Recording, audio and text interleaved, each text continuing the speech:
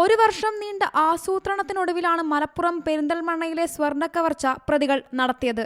പെരിന്തൽമണ്ണയിലെ സ്വർണ്ണ വ്യാപാരികളായ സഹോദരങ്ങൾ യൂസഫിനെയും ഷാനവാസിനെയും നിരീക്ഷിക്കാൻ രണ്ടുപേരെ സംഘം നിയോഗിച്ചിരുന്നു. സഹോദരങ്ങൾ കടയടിച്ച് മടങ്ങിയ വിവരം ഇവരാണ് കൃത്യമായി സംഘത്തെ അറിയിച്ചത്. ബേസിക്കലി 1.5-2 വർഷം മുമ്പ് ഇവര് ഈ പറയുന്ന വ്യക്തികളും അവര് കോഴിക്കോട്ടേക്ക് പെരിന്തൽമണ്ണ എത്തുന്ന വഴി അവര് വെള്ളം കുടിക്കാൻ ചായ കുടിക്കാൻ എന്ന സമയത്ത് ഇവരെ കാണുന്നു. ഈ സമയത്താണ്, രാത്രി സമയത്താണ്, ദിവസേന അതൊരു റെഗുലർ പ്രാക്ടീസാണ്. ഇവർ എല്ലാ ദിവസവും വൈകുന്നേരം കടയടച്ച് സെക്യൂരിറ്റി സംവിധാനങ്ങളൊക്കെ കുറവാണ്, കടയടച്ച് വെള്ളമായിട്ട് തിരിച്ച് പോവുകയാണ്. അതിനുശേഷം അപ്പം തന്നെ അവരുടെ ഓപ്പർച്യൂണിറ്റി അവർ ഐഡന്റിഫൈ ചെയ്യുന്നു ഇത് ഉപയോഗിക്കാനുള്ളത്. പിന്നീട് അവർ മറ്റ് പല കേസുകളിലും പെട്ട് അവർ ജയിലിൽ പോയി. പക്ഷേ ജയിലിൽ വെച്ചിട്ട് കൊലപാതക കേസിൽ പെട്ടിരുന്ന ഒരു വിപിൻ എന്ന് പറയുന്ന വ്യക്തിയായിട്ട് ഷിഹാബ് അവിടെ ബന്ധം സ്ഥാപിക്കുന്നു. അത് കണ്ണൂരുകാരനാണ് ഈ വിപിൻ. അതിനുശേഷം അപ്പം ഇതിൻ്റെ ഒരു ഓപ്പർച്യൂണിറ്റി അയാളായിട്ട് ഷെയർ ചെയ്യുന്നു.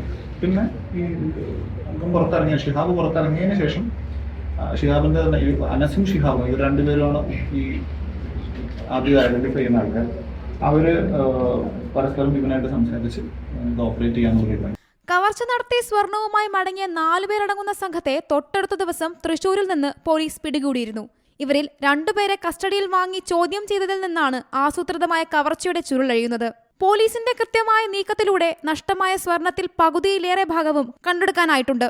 സംഘത്തിലെ 4 പേരെ കൂടി ഇനിയും പിടികൂടാനുണ്ടെന്ന് പോലീസ് വ്യക്തമാക്കി. ഇവർക്കായി തെരച്ചിൽ ഊർജിതമാക്കിയിട്ടുണ്ട്. C Malayalam news, Malappuram.